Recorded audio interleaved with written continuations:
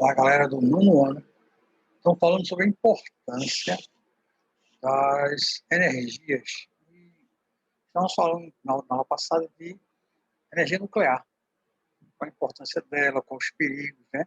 Então, na aula anterior, eu tinha falado dos países que têm a energia nuclear como seu uso. Mas que o Brasil ainda tem. O Brasil tem em 11º lugar os países que têm energia nuclear como uso comum. Okay? O reator nuclear e a bomba atômica é interessante entender que quando se coloca uma energia nuclear no país, o medo que se tem é, poxa, o que pode acontecer é uma explosão atômica, né? Só que o problema é que, para ter explosão atômica, eu tenho que ter uma quantidade muito grande de urânio, que é a substância que vai produzir energia, concentrada em um lugar só. Isso só vai acontecer se eu tiver a intenção de fazer uma bomba atômica. Então, a concentração de urânio tem que ser muito alta, numa pressão também muito alta. Já na questão do reator nuclear, para gerar energia elétrica, eu preciso de uma energia muito pequena. Enquanto na formação de uma bomba atômica, eu preciso de um concentrado de urânio acima de 90%, quer dizer, eu vou concentrar o urânio dentro de um sistema onde sua concentração fique de 90%. Só que no reator nuclear, eu preciso apenas, uma concentração muito baixa, de 3,2, não permitindo assim que se forme uma possível bomba atômica. Entendeu? E outra coisa, a tecnologia tem que ser muito avançada para se ter a formação de bomba. Então, essa questão de produzir energia elétrica a partir de urânio não quer dizer necessariamente que também haja formação da bomba atômica, um perigo de haver isso aí. Vai acontecer um perigo maior, é um perigo da liberação dessa energia aí. Aí sim, a gente tem que ficar ligado em possíveis acidentes com energia nuclear, ok? Mas com relação à formação de bomba atômica, isso não ocorre porque a concentração é muito baixa, ok?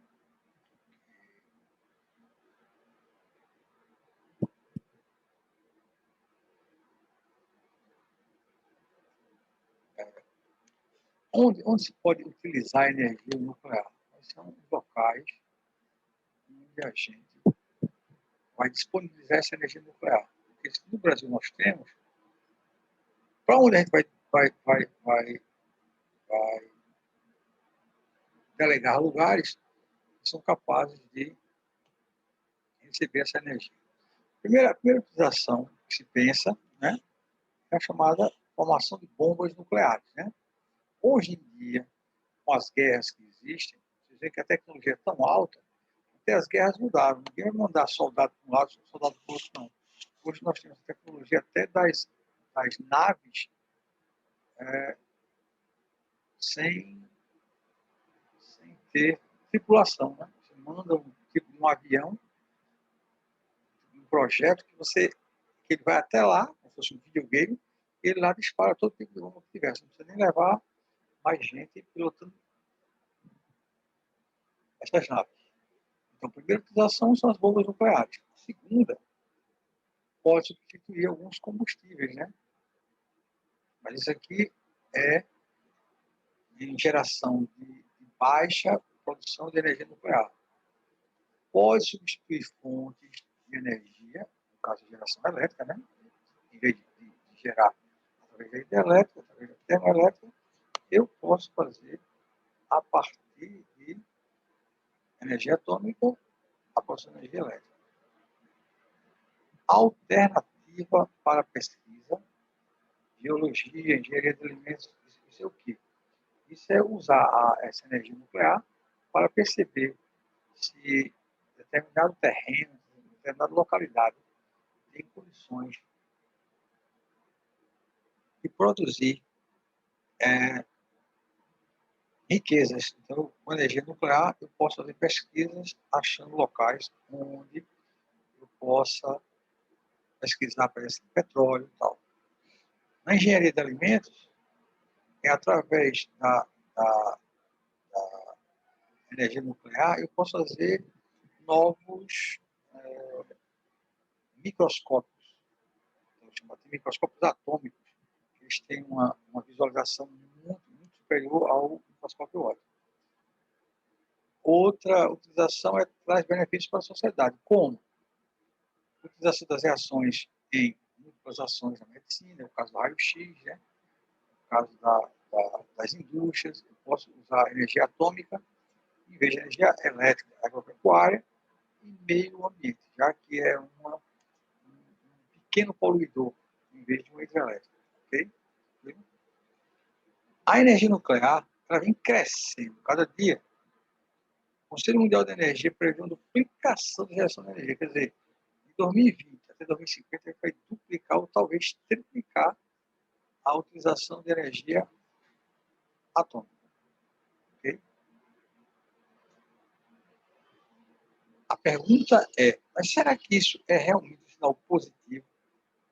Será que é positivo estarmos utilizando energia nuclear em vez de outro tipo de energia?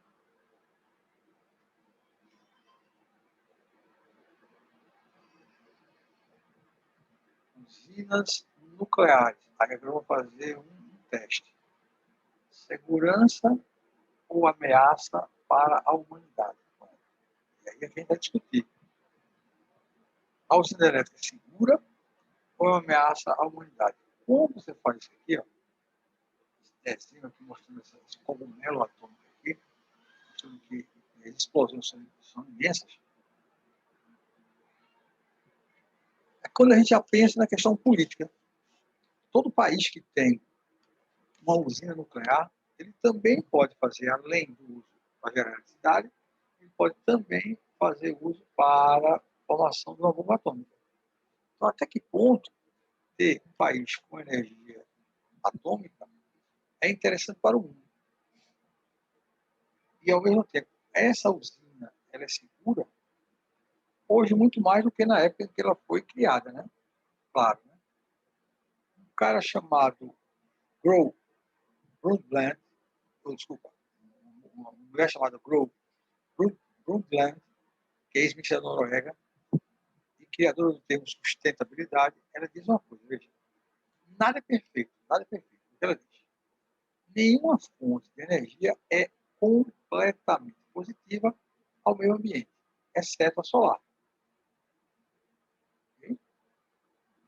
Nenhuma fonte de energia completamente positiva ao meio ambiente, exceto a solar. É preciso procurar soluções balanceadas que minimizem o impacto negativo no meio ambiente e toda a humanidade. Então, o que a gente tem hoje, o que a gente prega hoje, é pedir para sempre procurar saber como aquela forma de produção de energia possa provocar alguma coisa relativa ao meio ambiente.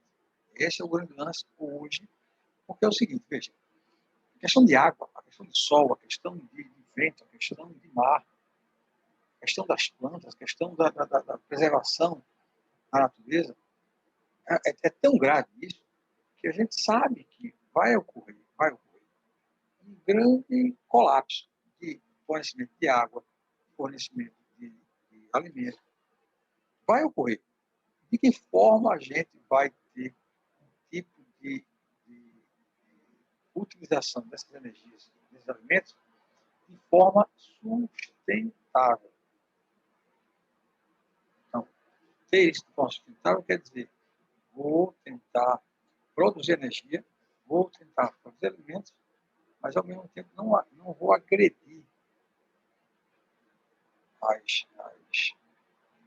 a natureza. Por isso que tem que criar uma coisa chamada sustentabilidade. Esse crescimento sustentável, economia sustentável, tudo é sustentável. Por quê? Pode ser um problema essa questão da energia nuclear. Por que pode ser um problema?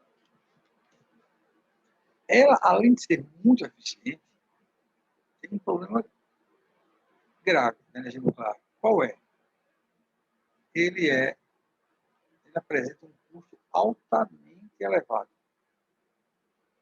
Se tem um custo altamente elevado, então é preciso pensar, porque não é só montar a, a, a usina, tem que pensar no sistema de emergência, quer dizer, se ocorreu algum problema, na contenção do problema, na produção dos resíduos radioativos de armas. No mínimo, vou gastar, só pela implantação, 750 milhões de dólares em equipamentos. Quer dizer, com um custo altíssimo. Será que um país como o nosso tem condições de fazer isso? Veja, eu tenho 750 milhões de equipamentos. Mas aí veio o que diz aqui embaixo. Eu tenho que ter, no mínimo, 20 milhões anuais para manutenção dessa usina. Para manter a usina, eu preciso ter que me contentar com formar a usina e, ao mesmo tempo, manter a usina. Então, não é tão fácil assim, né, como se pensa. Beleza? Viram? Além de toda a sociedade que vai lutar contra isso aqui. Ó. Aqui eu estou vendo, estou mostrando aqui um cartaz, um protesto, principalmente dos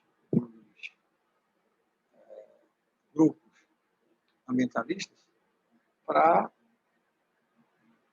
dizer que é difícil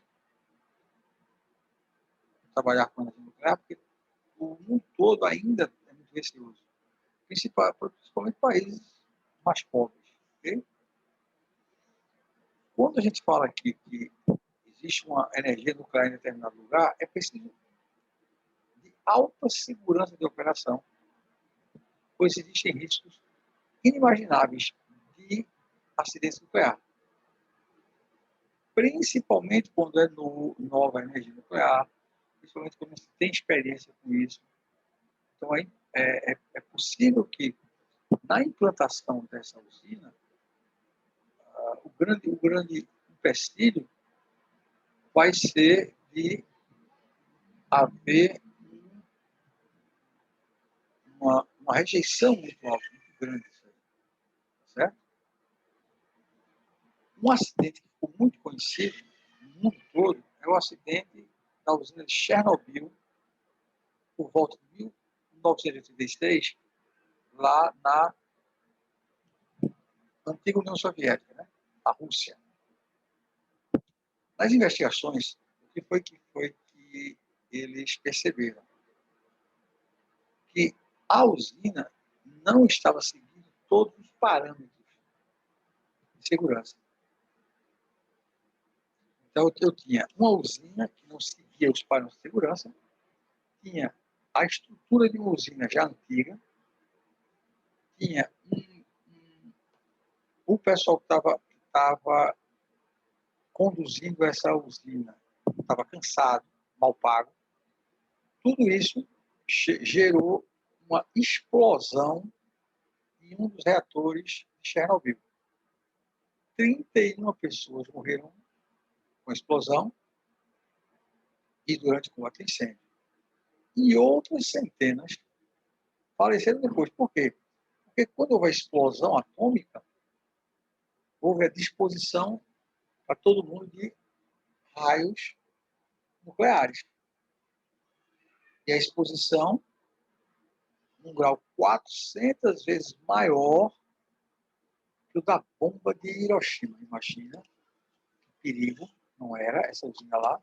Então, quando ela explode, ela libera radiação 400 vezes mais alta que a explosão lá nos anos 40, com a explosão da bomba de Hiroshima lá no Japão, para acabar a guerra. Então, é uma explosão considerada. Por isso que as populações têm muito medo disso aí. Além de ter esse cuidado da usina, essa manutenção dessa usina, onde é que nós vamos armazenar o lixo que se produz nessas usinas? É o grande problema. Por exemplo, a gente se preocupa com o lixo normal, orgânico que a gente tem aqui em casa. As cidades estão amarrotadas de lixo, tem cidades brigando para saber onde é que vai colocar esses lixos. Né? Um reator nuclear, ao mesmo tempo que gera energia, na forma de calor, ele também gera resíduo, que é muito atômico, é chamado lixo atômico. Fica emitindo raios durante centenas de anos, não é nem anos, são centenas de anos. Esses elementos tóxicos, claro, dependendo da quantidade, podem provocar doenças letais. Então, o ideal é que não se tenha uma usina sem que não tenha também uma segurança com relação a essa usina. Okay? Isso não ocorre somente às áreas próximas da usina, não, mas também em áreas distantes. Porque o vento, a nuvem, a chuva ficam radioativas. Se eu tivesse, por exemplo, uma indústria a 2 quilômetros da minha casa e ela produzisse toxicidade, o vento poderia trazer essa toxicidade para mim. A chuva, chamada chuva ácida, poderia também trazer isso até mim. Então, além dos locais mais próximos, eu preciso fazer um estudo também com locais mais distantes. Porque essa radiação ela pode ultrapassar uma distância muito, muito grande. Tranquilidade? Beleza?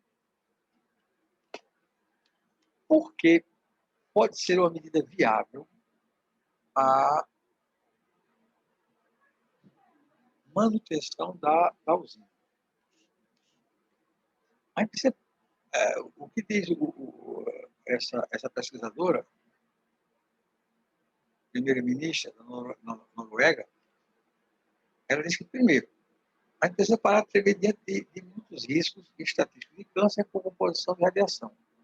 Cerca de 1/3 da nossa população morrerá de câncer de todo modo, principalmente porque respiramos ar carregado com carcogênico mais comum, o oxigênio. Ok. Se falharmos em concentrar nossas mentes no perigo real, o aquecimento global, poderemos morrer ainda mais cedo. Ó, a gente não pode esquecer que o aquecimento global é algo que está acontecendo agora, nesse instante, devido à falta de chuva, devido à falta de cuidado com a natureza, de exploração das aves, retirada delas. A civilização está em perigo. E temos de empregar a energia nuclear, a única fonte limpa, segura e capaz de produzir em alta escala, sem contribuir para o aquecimento global. Então, veja só. A usina nuclear, além de ter todos esses riscos, esses perigos, a gente ainda não tem nenhuma fonte que seja tão limpa quanto ela. É preciso todo mundo se juntar para que ocorra uma deliberação de todos qual será a melhor forma de energia que vai ser colocada para a população. Não só para a população, mas também para o meio ambiente. Okay? Cada um com a sua opinião e tal. Quais são os pontos positivos com relação aos são os pontos positivos com relação à implantação da usina atômica.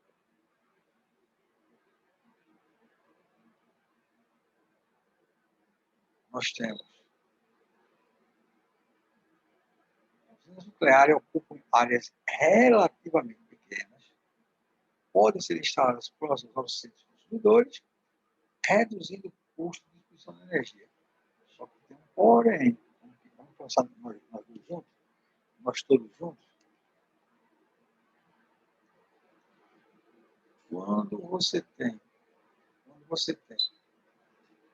uma usina próxima aos centros consumidores, será que a população vai aceitar isso? Será que a população vai ficar disponível a ter uma usina muito próxima? Segundo ponto positivo, não dependem de fatores climáticos, chuva, vento, para o seu funcionamento. Claro, depende de um elemento químico principal, que é o urânio. Terceiro ponto, outras fontes de energia, como solar ou eólica, são de exploração cara e capacidade limitada em escala industrial. Quer dizer o seguinte, que a energia solar e a energia eólica também são fontes limpas, não tem uma produção de energia tão alta como seria a energia atômica. Mas aí eu discuto com vocês aqui, veja. Mas e se pensando no perigo? Será que todo mundo está disposto a correr esse risco de ter uma usina nuclear próxima à sua cidade?